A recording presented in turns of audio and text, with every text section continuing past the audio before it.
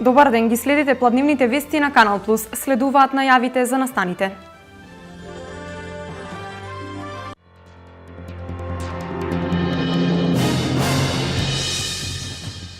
Денес е меѓународен ден на културното наследство. Одбележување на значењето на културното наследство на интересот за културната разноликост на наследството.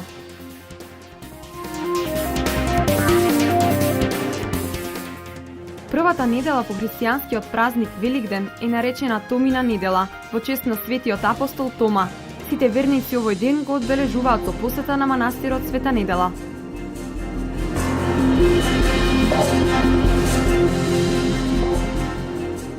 Градоначалникот на општина Берово најавува изградба на нова автобуска станица за граѓаните на општината и за сите посетители.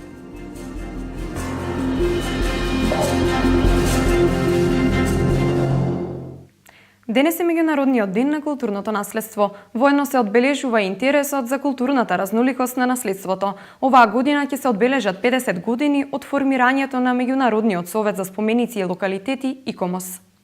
Денес е меѓународен ден на културното наследство, одбележување на значењето на културното наследство на интересот за културната разноликост. Оваа година ќе се одбележат 50 години од формирањето на Меѓународниот совет за споменици и локалитети ИКОМОС. По тој повод, Програмскиот колегиум и извршниот одбор на Националниот комитет ИКОМОС Македонија одлучи 2015 да се прогласи за година на ИКОМОС во Република Македонија и сите активности на комитетот во 2015 година да ги посети ново јубилеј. Националниот комитет ќе продолжи уште поактивно да делува во заштита на културното наследство, како на национално, така и на регионално и на меѓународно ниво. Од 21 до 25 јуни 1965 година одржана е првата конститутивна седница на ИКОМОС во Варшава, Полска, на која учествуваа представници од 26 земји и представници на трите главни институции кои придонесоа кон формирањето на ИКОМОС: ИКРОМ, ИКОМ и Унијата на архитектите.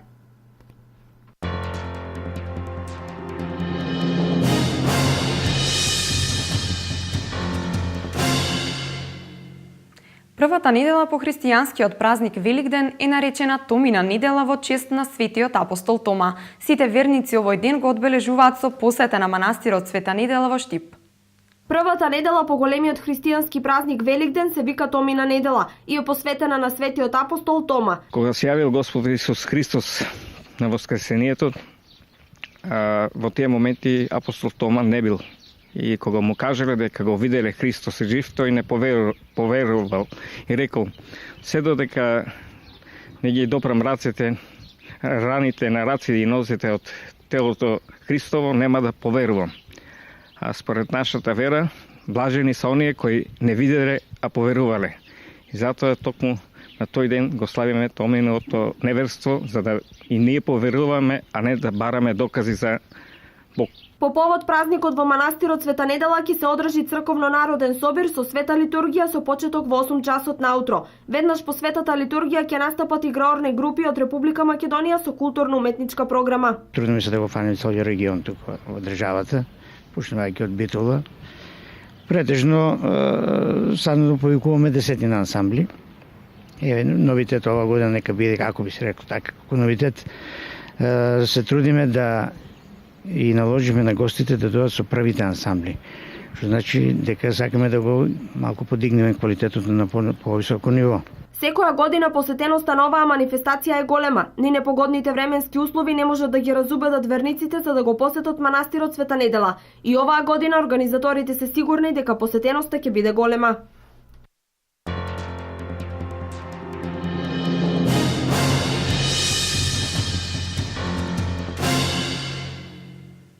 Градоначалникот на општина Берово најавува изградба на нова автобуска станица. Ова е одличен проект за граѓаните на општината и за сите посетители. Ќе добие ли општина Берово наскоро нова автобуска станица? Имено доколку општината го измени новиот генерален урбанистички план и во скоро време се најде инвеститор на десниот дел на кејот на реката Брегалница во централното градско подрачје, ќе се отпочне со реализирање на проектот за изградба на новата автобуска станица, истакна градоначалникот Драги Наџински. на Берово е потребно да се обнови новиот генерален урбанистички план, тоест и самиот опфат да биде проширен, зашто сакам да кажам дека тука се офанети и новите индустријски зони за лесна индустрија. По течението на река Брегалница, левиот дел од кејот на река Брегалница треба да отпочнеме што побрзо да го дозавршиме до здравствениот дом, тоест до мостот на здравствениот дом, зашто таму и не се предвидени некои други градежни активности. А другата страна, тоест десниот крак на кејот на река Брегалница, мислам дека треба да изчекаме, сме во очекување на реализирање на изградба на нова автобуска станица. Кејот на реката Брегалница во централното градско подрачје во Берово минатата година беше успешно реконструиран со финансии од Европската унија во рамки на ИПА програмата за прекугранична соработка.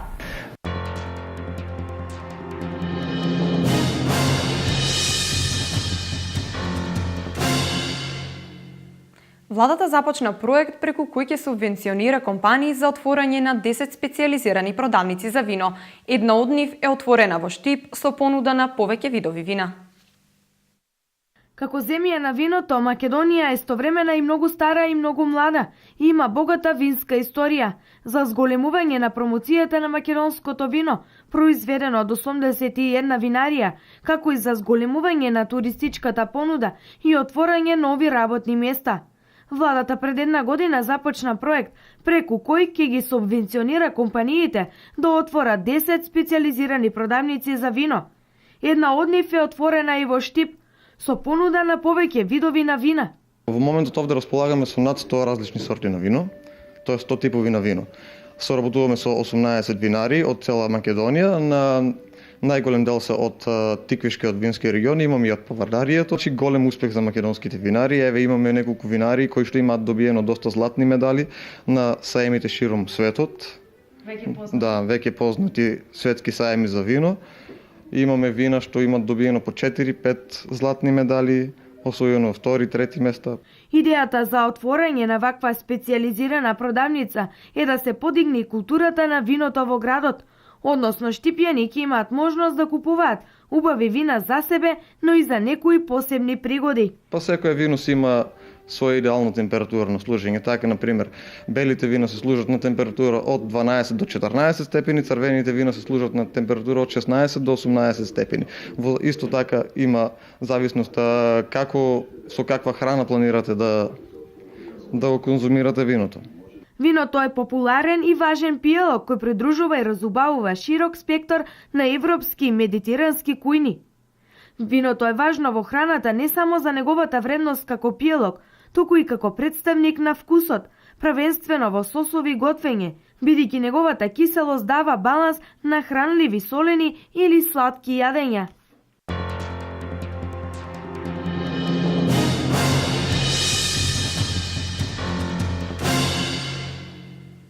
Македонија останува транзит земја за мигрантите. Според податоците од истражување на Обединетите нации, во последните 25 години меѓународниот број на мигранти се зголемил за 80 милиони. Земја со најмногу имигранти на Балканот е Хрватска.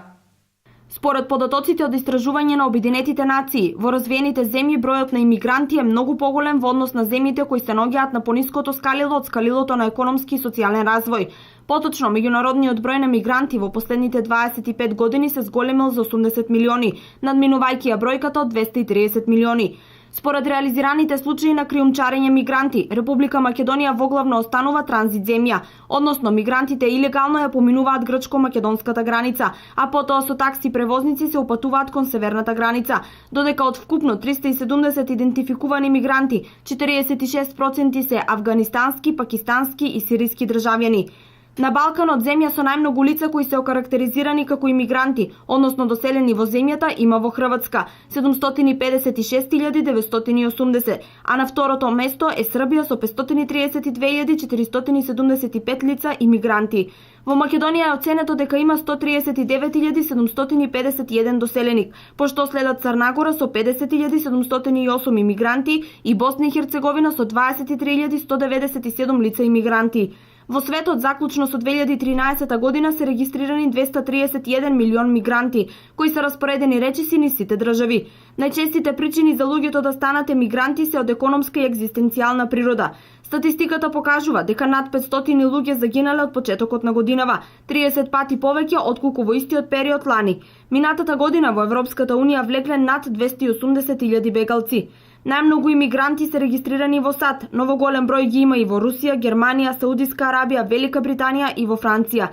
Земјите со најмал број на мигранти се Мароко, Монголија и Гренланд.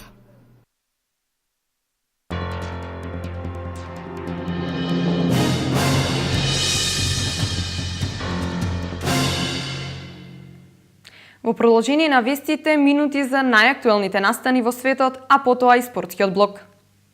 Во Бандунг, Индонезија, во четврток ќе започне голем меѓународен собир во знак на одбележување на 60 годишнината од првата Азиско-африканска конференција, на која ќе учествуваат најмалку 45 шефови на држави од двата континента.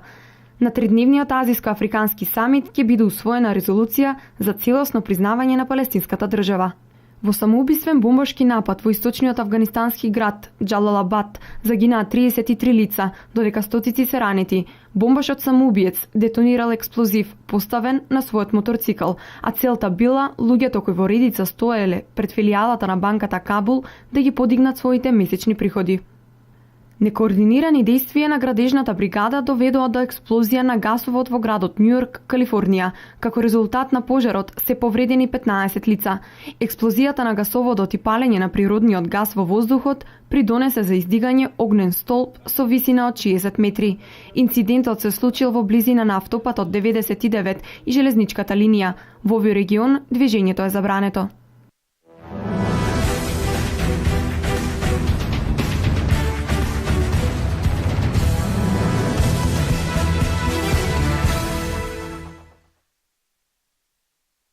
Денес започнува 25-то коло во првата македонска фудбалска лига со надпреварите помеѓу Пелистер и Тетекс и работнички Шкендија.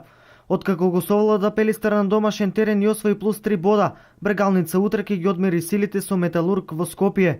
Брегалница продолжува максимално со истото темпо на добра игра, односно бегство од оние места кои водат до испаѓање од првата лига. Металург по мене е екипа која што игра, посебно ја гледав последната нивна среда со Шкендија, значи беше екипа која што водеше 1-0, се сврти резултатот 2-1, меѓутоа брзо изедначија 2-2 и после тоа има една 200% шанса.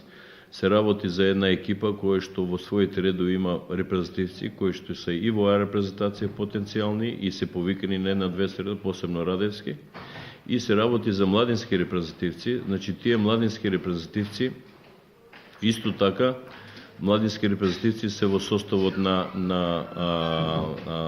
Металург и tekako важна алка во нивната игра. Играат многу дисциплинирано, многу се борбени, со огромна желба за секој надпревар, бидејќи повеќето од нив сака да се фермираат на проличката сцена, со многу дисциплинирана игра, со многу борба, со многу трка се спротивставија на Шкендија. И мислам дека не е мала работа да постигнат 2 гола во Тетово и да дојдат до нерешен резултат. Она што ние треба да го градиме како клуб, значи мора исто таква дисциплинирана игра да задржиме и мислам дека можеме да дојдеме до позитивен резултат и на тој надпревар, а позитивен резултат за нас секако било да продолжиме со ова работа да останеме непоразени. Во рамките на 25-то коло денес со почеток во 16 часот Пелистер ќе игра против екипата на Тетекс, а работнички против Шкендија. Веќе утре Вардар ќе ги одмери силите против Ренова, а Хоризонт Турново ќе биде домакин против Силекс.